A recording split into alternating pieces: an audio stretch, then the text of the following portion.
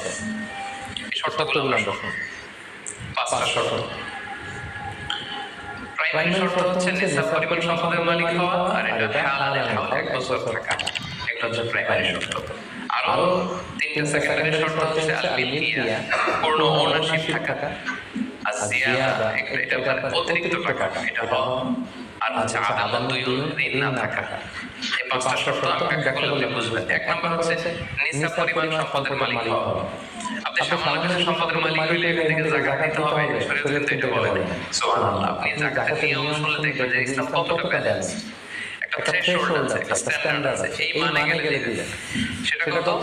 সেটা গোল্ড আর সিলভার দিয়ে রাসূল দিয়েছেন। কারণ তখন গোল্ড আর সিলভারের কয়েন ছিল, মুদ্রা ছিল। আগে তো স্বর্ণ আর রূপা দিয়ে মুদ্রা বানানো হতো, পরে এটা পেপার মানি শুরু হয়েছে, কাগজের টাকা। তো একটা হচ্ছে দিনার আর একটা দিরহাম। রাসূল সাল্লাল্লাহু আলাইহি ওয়াসাল্লাম যে থ্রেশহোল্ড দিয়ে দিয়েছেন সেটা হচ্ছে 7.5 তোলা স্বর্ণ বা 52 তোলা রূপা। এটা সবাই জানে আশা করি, 7.5 তোলা স্বর্ণ আর 52 তোলা রূপা। আধুনিক সময় গ্রাম দিয়ে দোকানদাররা হিসাব করে। তো গ্রাম দিয়ে যদি আপনি বোঝেন তাহলে 85 গ্রাম স্বর্ণ অথবা 595 গ্রাম রূপা, এটা হচ্ছে থ্রেশহোল্ড। অথবা এর সমপরিমাণ অর্থ, ক্যাশ টাকা যদি আপনার কাছে থাকে তাহলে নিসাবের মালিক হয়েছেন। যেদিন আপনি এই নিসাবের মালিক হবেন ওই দিনটা আপনি ডায়েরিতে টুকে রাখবেন। কারণ এটা যদি 1 বছর আপনার কাছে এরকম থাকে, 1 বছর পরে যে আপনি যাকাত দেবেন, কিভাবে দিবেন আমি সামনে বলবো। এই নিসাব নিয়ে একটা প্রবলেম আছে। প্রবলেমটা হচ্ছে 7.5 তোলা স্বর্ণ আর 52 তোলা রূপার দাম কিন্তু এক না। 52 তোলা রূপার দাম খুব কম, আর 7.5 তোলা স্বর্ণের দাম অনেক বেশি। এটা হইল একটা কম আর একটা বেশি। ঘটনা হচ্ছে রাসূল সাল্লাল্লাহু আলাইহি ওয়াসাল্লাম যখন এই থ্রেশহোল্ডটা বেঁধে দিয়েছিলেন নিসাবটা, তখন দুইটার মান সমান। তখন 7.5 তোলা স্বর্ণ দিয়ে 52 তোলা রূপা পাওয়া যেত, অথবা কেউ 52 তোলা রূপা বিক্রি করলে 7.5 তোলা স্বর্ণ পেত।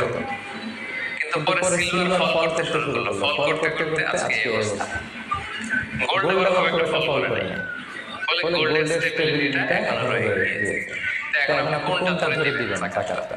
যদি আপনি রূপা ধরেন, কথা রূপা যদি এই এক ভরির দাম 1000 টাকা হয়, তাহলে 52 ভরির দাম কত? 52,000 টাকা। কিন্তু স্বর্ণ যদি আপনি হিসাব করেন, এক ভরি যদি 50,000 হয়, 7.5 ভরি কত? 3.5 লাখ প্লাস, তাহলে প্রায় 7 গুণ কম বেশি, তাই না? এটা নিয়ে হয়ে গেছে জটিলতা। এখন আপনি কোনটা ধরে দিবেন? অনেকে বলে না গোল্ড দিব, কারণ গোল্ড ফল করে না। এটা যে স্ট্যান্ডার্ড, এটা এখন বজায় আছে। এটা নিয়ে অনেক আলোচনা, আমি সংক্ষেপে বলি। কেউ বলে গোল্ড দিব, কেউ বলে রূপা দিব। এখন আমি কি বলি? আমি আপনাদেরকে সাজেস্ট করবো আপনারা রূপাটা ধরবেন। রূপাটা ধরলে কি লাভ হবে জানেন? দুই দিকেই লাভ। আপনারও লাভ, যিনি নিবে এরও লাভ। রূপাটা ধরলে বেশি সংখ্যক লোক যাকাত দান করতে হবে, তাই না? আর বেশি সংখ্যক গরিব লোক টাকা পাবে, বলেন তো দুই পক্ষে লাভ হলো না। প্রশ্ন করতে পারেন ও পাইছে আল্লাহ লাভ কি? আপনার তো সবচেয়ে বড় লাভ, আপনি সওয়াব পাবেন আখিরাতে। এটা আমাদের বেশি দরকার না? কি বলেন? যিনি গ্রহীতা উনি পেয়ে লাভ, তার লাভ হলো, আর যিনি দাতা তিনি সওয়াব পেয়ে লাভবান হলেন। তিনি সম্মানিত যাকাত দাতা হলেন। অল্প আসুক না, ধরুন আপনার 1000 টাকা যাকাত আসছে, তারপর যদি 1000 টাকা যাকাত দেন, আপনার হৃদয়ে একটা প্রশান্তির কারণ হবে না যে আমি সম্মানিত যাকাত দাতা, আলহামদুলিল্লাহ আমি যাকাত পেয়ে। এবং এত বড় ফরজ ইবাদতের লিস্টে যে আপনি দেখতে পাচ্ছেন, এটা তো কম কিছু, কি বলেন? এজন্য স্বর্ণটা না ধরে রূপাটা ধরবেন। আপনাদের যে টাকা পয়সা, আপনাদের তো হীরা দিয়ে করা দরকার আপনাদের নেশাফা। এনিওয়ে, তো এজন্য আপনারা রূপাটা ধরবেন, তাহলে লোকজন উপকৃত হবে বেশি, সামর্থ্য ব্যবহার করবেন। তাহলে 570% তো বুঝে গেছেন নেশা, কি বলেন? নেশা বুঝে গেছেন না? দুই নম্বরে হচ্ছে, দুই নম্বর শর্ত হচ্ছে শুধু নেশাব পরিমাণ সম্পদের মালিক হইলেই হবে না ভাই। এটাকে হালাল হাউল বলে 1 বছর আপনার কাছে থাকতে হবে। দেখেন ইসলাম কতটা ভারসাম্যপূর্ণ। কিছু টাকা আপনার কাছে থাকলে এই জায়গা দাও না, এটা 1 বছর থাকতে হবে। যদি দেখা যায় যে আপনার সব খরচ শেষে 1 বছর এই টাকাটা আপনার কাছে অলস করে আছে, তাহলে বোঝা গেল যে আপনি সম্পদশালী এবং আপনার অর্থের একটা স্টেবিলিটি আছে। কি বলেন? আপনি নেশা পরিমাণ সম্পদের মালিক হলেন এবং 1 বছর যদি থাকে, 1 বছর শেষে আপনি টাকা পেলেন। এই বছরটা কিন্তু সৌর বছর না, সোলার ইয়ার হিসেব করলাম, এটা লুনার ইয়ার, চান্দ্র বছর। খেয়াল রাখতে হবে সৌর বছর জানুয়ারি ফেব্রুয়ারি মাসের হিসাবটা 365 দিন 1 বছর, কিন্তু যেটা লুনার ইয়ার চন্দ্র বছর, এটা কতদিন 1 বছর কে জানেন? কেউ জানেন না? 300 হ্যাঁ 354 দিন, রাইট। 354 দিন সামান্য সময়। তো 11 দিনের কিন্তু এখানে ডিফারেন্স আছে, 11 দিনের ডিফারেন্স আছে। তো আপনি হিসাব করবেন হচ্ছে চান্দ্র বছর অনুযায়ী, সৌর বছর অনুযায়ী না। তো সৌর বছর অনুযায়ী যদি করেন তাহলে আপনার জায়গা কিন্তু 2.5% থাকবে না।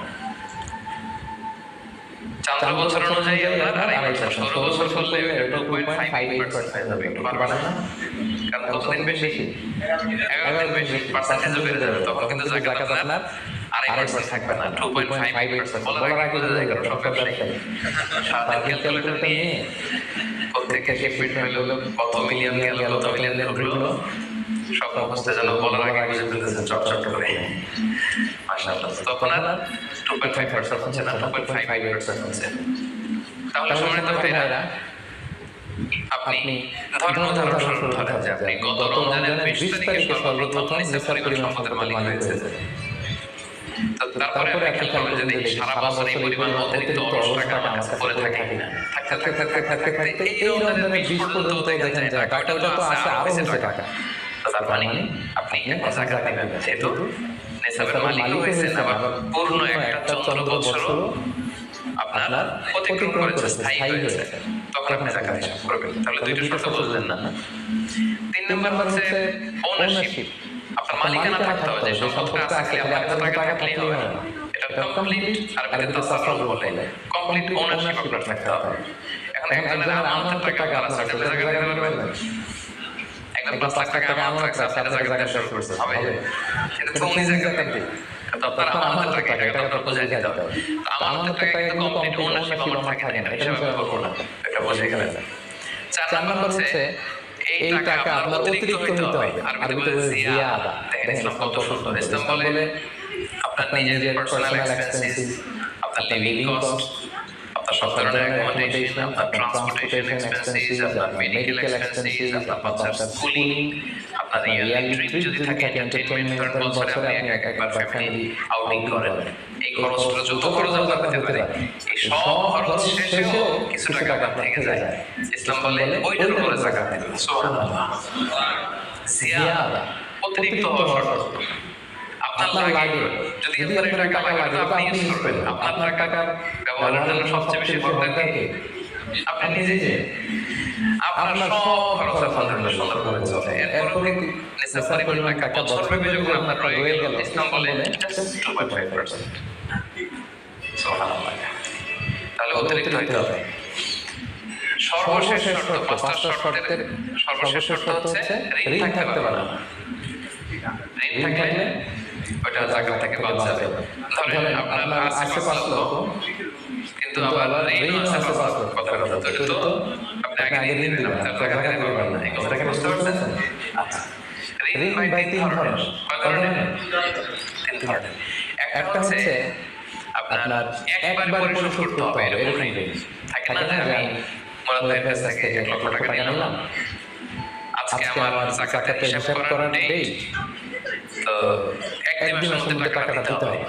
তো তখন এই যে 1 লক্ষ টাকা উনি পাইবে, এটা আমি বাদ দিব অন্যান্য অ্যাসেট থেকে, বাদ দিয়ে যদি দেখি যে না তারপর জাকাত নিয়ে দিব না, মানে দিব না, কারণ এটা একবারে তো না, বলছে যে 1 লক্ষ আমি একবার দিয়ে দিব আপনাকে 1 মাস পরে, এইভাবে ঋণটা নিয়েছেন। তাহলে কিছু কিছু ঋণ আছে একবারে পরিশোধ করতে হবে। ওকে, এটা জাকাতের ক্যালকুলেশন থেকে বাদ যাবে। কিভাবে বাদ যাবে ক্যালকুলেশন করে দেখাবো। ঋণের দ্বিতীয় প্রকার হচ্ছে ইনস্টলমেন্ট কিছু ঋণ আছে, কিস্তিতে লাগে। লেটস সে আমি 1 কোটি টাকা দিয়ে একটা গাড়ি কিনেছি, BMW গাড়ি, বা 50 লক্ষ টাকা দিয়ে একটা হোন্ডা গাড়ি কিনেছি, 50 লক্ষ টাকা।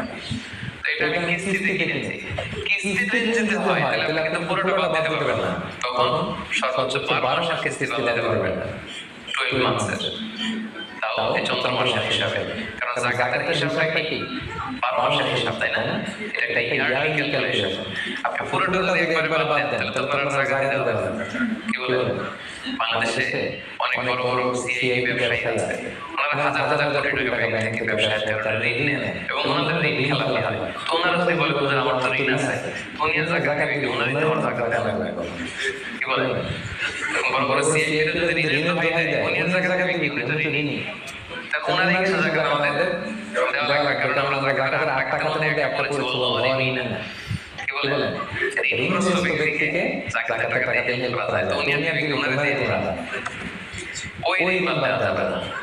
ইনস্টলমেন্টে ঋণ হলে 12 মাসের, আর ওরকম ঋণ খেলাপি 1000 কোটি টাকা, এগুলো বাদ দেওয়া যাবে। 3 নম্বর ঋণ হচ্ছে লাক্সারি পণ্য কিনতে যে ঋণ হয়, এই ঋণ জাকাত থেকে বাদ দেওয়া যাবে না।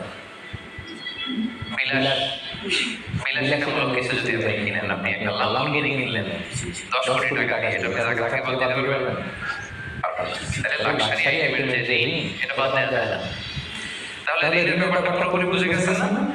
এই 5টা শর্ত যদি থাকে আপনার মধ্যে পাওয়া যায়, অর্থাৎ আল্লাহ তাআলা আপনাকে একটা নিসাব পরিমাণ সম্পদের মালিক বানিয়েছেন, এটা আল্লাহ তাআলা পুরো 1 বছর আপনার এই পরিমাণ টাকা আপনার স্টেবল ছিল এবং এটা পূর্ণ ওনারশিপ আপনার আছে এবং এটা আপনার সব খরচের অতিরিক্ত এবং সবশেষে এটা আপনার ঋণের বাইরে, ওই সম্পদ থেকে আল্লাহ তাআলা আপনাকে যাকাত দিতে বলছেন। তাহলে যাকাতের শর্ত সবার ক্লিয়ার?